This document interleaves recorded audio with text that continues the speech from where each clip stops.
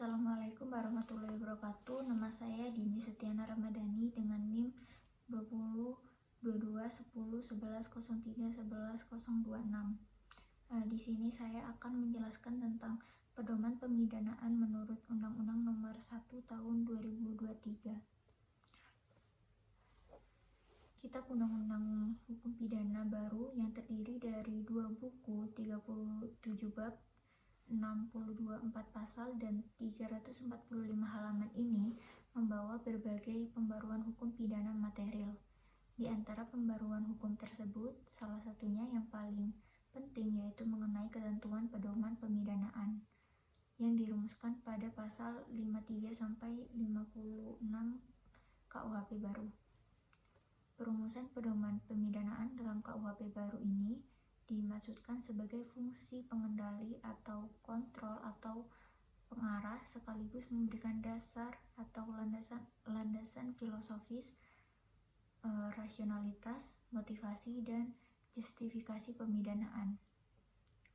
Pedoman pemidanaan ini diharapkan dapat membantu hakim dengan beberapa faktor yang perlu dipertimbangkan sebelum menjatuhkan putusan pemidanaan, baik faktor yang memberatkan maupun faktor yang meringankan. Pedoman pemidanaan bermula dari pokok pikiran bahwa sistem hukum pidana merupakan satu kesatuan sistem yang bertujuan dan ancaman pidana merupakan bagian integral yang berfungsi sebagai sarana untuk mencapai tujuan dari keseluruhan sistem pemidanaan. Pedoman pemidanaan ini merupakan petunjuk arah bagi hakim untuk menjatuhkan dan menerapkan pidana atau merupakan pedoman yudisial atau yudikatif bagi hakim. Pedoman pemidanaan ini juga berfungsi sebagai kontrol sosial atau pengendali bagi hakim agar pidana yang dijatuhkan jelas terarah dan ada daya gunanya. Pedoman pemidanaan ini bermanfaat bagi hakim sebagai pejabat yang melakukan tugas kekuasaan kehakiman dalam membuat putusan hukum, memiliki kebebasan atau kemandirian, independensi hakim. Namun, kebebasan tersebut tidaklah bersifat mutlak. Independensi itu hakikatnya tidak berada dalam ruang hampa, ia terikat atau dibatasi oleh rambu-rambu akuntabilitas, integritas, moral, etika, transparansi, dan pengawasan, profesionalisme, dan imparsialitas. Sehingga dalam Konferensi International Commission of Jurists dikatakan bahwa kebebasan peradilan wajib diimbangi dengan pertanggungjawaban peradilan. Konsep inilah yang melahirkan konsep pertanggungjawaban peradilan, termasuk di dalamnya integriti dan transparansi yang dibangun atas prinsip yang merupakan harmonisasi antara tanggung jawab hukum dan tanggung jawab kemasyarakatan. Di sini saya akan membahas pasal 53.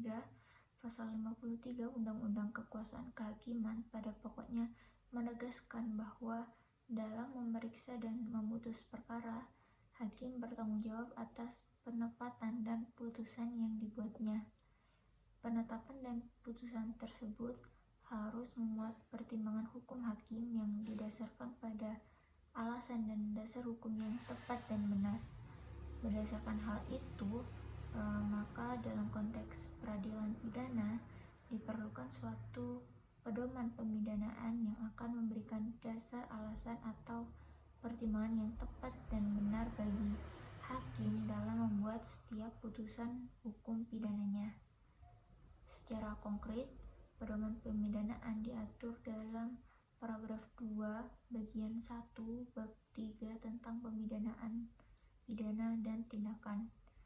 Pedoman mendasar dalam menjatuhkan pidana bagi hakim dituangkan dalam pasal 53 yang terdiri dari 2 ayat yang mengatur nilai yang harus dikedepankan oleh hakim dalam mengadili sebuah perkara, yaitu melakukan penegakan hukum dan keadilan. Namun jika terdapat pertentangan antara kepastian hukum dan keadilan dalam penegakan hukum, maka hakim wajib mengutamakan keadilan. Dalam perspektif teoritis, pasal tersebut merupakan kristalisasi dari ajaran cita hukum yang dikembangkan oleh Gustav Radbert. Sebagaimana dikutip oleh Sudikno Mertokusumo, disebutkan bahwa terdapat 3 unsur cita hukum yang harus ada secara proporsional, yaitu kepastian hukum, keadilan, dan kemanfaatan. Ketiganya merupakan satu kesatuan yang tidak dapat dipisahkan. Formulasi ketiga unsur dari cita hukum ini harus dibangun dalam penalaran hukum seorang hakim secara seimbang. Kemudian dalam penerapannya, hakim melakukan metode penemuan hukum agar aturan hukumnya dapat diterapkan secara tepat terhadap peristiwanya, sehingga dapat diwujudkan suatu putusan hakim yang mencerminkan ketiga unsur tersebut secara seimbang.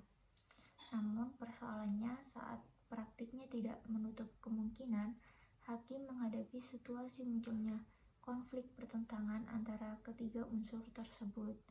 Konflik ini merupakan wujud dari apa yang disebut Gustav Radbert sebagai efek hukum palsu.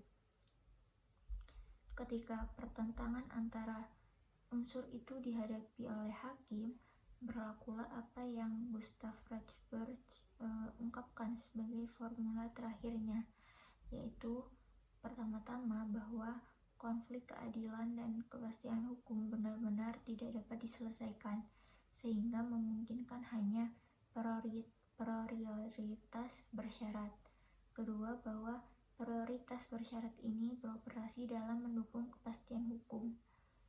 Ketiga, bahwa keutamaan kepastian hukum dicabut ketika ketidakadilan menjadi tak tertahankan, yang artinya ketika terjadi benturan utamanya antara asas kepastian hukum dengan asas keadilan, maka asas keadilan haruslah diutamakan. Prinsip inilah yang kini termaktub dalam pasal 53 KUHP baru.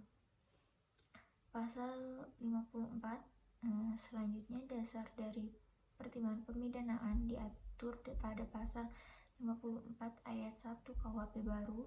Pasal tersebut menentukan beberapa hal yang wajib dipertimbangkan dalam menjatuhkan pidana, yaitu pertama, bentuk kesalahan pelaku tindak pidana, yang kedua, motif dan tujuan melakukan tindak pidana, yang ketiga, sikap batin pelaku tindak pidana, yang keempat, tindak pidana dilakukan dengan direncanakan atau tidak direncanakan, yang kelima, cara melakukan tindak pidana, yang keenam, sikap dan tindakan pelaku sesudah melakukan tindak pidana, yang ketujuh, riwayat hidup, keadaan sosial dan keadaan ekonomi pelaku tindak pidana. Yang ketujuh yaitu pengaruh pidana terhadap masa depan pelaku tindak pidana. Yang kedelapan, pengaruh tindak pidana terhadap korban atau keluarga korban. Yang kesepuluh, pemanfaatan dari korban dan atau keluarga korban. Dan atau yang ke-11, nilai hukum dan keadilan yang hidup di dalam masyarakat. Dalam penjelasan pasalnya, pasal 54 ayat 1 KUHP ini menjelaskan manfaat batasan kondisi yang harus dipertimbangkan dalam pemidanaan, yaitu pedoman pemidanaan yang sangat membantu hakim dalam mempertimbangkan takaran atau berat ringannya pidana yang akan dijatuhkan. Dengan mempertimbangkan hal-hal yang dirinci dalam pedoman tersebut, diharapkan pidana yang dijatuhkan bersifat proporsional dan dapat dipahami baik oleh masyarakat maupun terpidana. Rincian dalam ketentuan ini tidak bersifat limitatif, artinya hakim dapat menambahkan pertimbangan lain selain yang tercantum pada ayat 1 ini. Penjelasan ini tidak hanya menjelaskan manfaat pedoman pemidanaan, namun juga memberikan pemahaman terkait fungsi pedoman pemidanaan dalam sistem hukum di Indonesia. Kemudian dalam pasal 54 ayat 2 KUHP diatur asas rhetoric pardon atau judicial pardon, yang melalui batasan pengecualian yang dapat dijadikan untuk tidak menjatuhkan tindak pidana atau tidak mengenakan tindak pidana dengan mempertimbangkan segi keadilan dan kemanusiaan, yaitu ringannya perbuatan, keadaan pribadi pelaku, atau keadaan pada waktu dilakukan tindak pidana serta yang terjadi kemudian. Ini adalah alasan penghapus pidana atau alasan peniadakan hukuman. Pemberian maaf harus dicantumkan dalam putusan hakim dan tetap harus dinyatakan bahwa terdakwa terbukti melakukan tindak pidana yang didakwakan kepadanya. Pasal 55,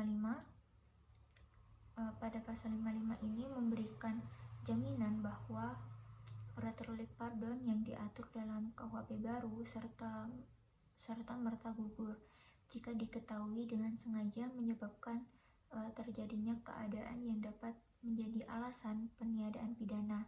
Ketentuan ini memberikan petunjuk bagi hakim untuk membuktikan bahwa pemaafan atau peniadaan pidana harus ditelisik lebih lanjut apakah ada unsur kesengajaan dari pelaku untuk menciptakan kondisi pemaafan atau peniadaan. Ketentuan tersebut sesuai dengan kondisi yang dihadapi oleh hakim dalam menjalankan tugasnya. Dalam hukum pidana memang terdapat keadaan-keadaan yang membuat hakim dapat saja tidak menghukum atau tidak menjatuhkan hukuman pemidanaan terhadap seorang pelaku pidana atau yang disebut juga sebagai dasar-dasar yang meniadakan hukuman. Dalam dasar-dasar yang meniadakan hukuman terdapat dua jenis alasan yang masuk ke dalam kategori tersebut, yaitu alasan pembenar dan alasan pemaaf.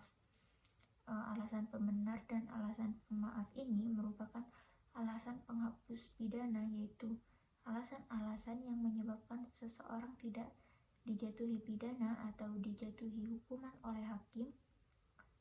Secara umum, alasan pembenar berkaitan erat dengan unsur objektif yaitu perbuatan, sementara alasan pemaaf berkaitan erat dengan unsur subjektif yaitu sikap batin pelaku. Dalam pasal 56, kategori pedoman pemidaan selanjutnya yaitu pedoman pemidaan bagi terdakwa korporasi sebagai subjek tindak pidana. Terdapat beberapa hal yang wajib dipertimbangkan oleh hakim dalam menjatuhkan pidana bagi korporasi. Ketentuan tersebut dituangkan dalam pasal 56 KUHP baru, yaitu tingkat kerugian atau dampak yang ditimbulkan, kemudian tingkat keterlibatan pengurus yang mempunyai kedudukan fungsional korporasi dan atau peran pemberi perintah, pemegang kendali dan atau pemilik manfaat korporasi, kemudian lamanya tindak pidana yang telah dilakukan, kemudian frekuensi tindak pidana oleh korporasi, kemudian bentuk kesalahan tindak pidana, kemudian keterlibatan penjabat, kemudian nilai hukum dan keadilan yang hidup dalam masyarakat, kemudian rekam jejak korporasi dalam melakukan usaha atau kegiatan, kemudian pengaruh pemidanaan terhadap korporasi dan atau kerjasama korporasi dalam penanganan tindak pidana. Nah, pengaturan ini diharapkan dapat memberikan dampak yang signifikan terhadap putusan pemidanaan terhadap kejahatan terkait korporasi yang terjadi di Indonesia. Korporasi dalam hal ini mencakup badan hukum yang berbentuk PT, perseroan terbatas, yayasan, koperasi, badan usaha milik negara BUMN, badan usaha milik daerah BUMD atau yang disamakan dengan itu, serta perkumpulan baik yang berbadan hukum maupun tidak berbadan hukum, badan usaha yang berbentuk firma, persekutuan komanditer atau yang disamakan dengan itu sesuai dengan ketentuan perundang-undangan, yaitu pada pasal 45 ayat 2 KUHP baru. Pidana bagi korporasi kemudian yang terdiri atas pidana pokok yang pertama, kemudian yang kedua pidana tambahan yaitu pada pasal 118, Kemudian pada pasal 119 yaitu pidana pokok adalah pidana denda yang diatur dalam pasal 119.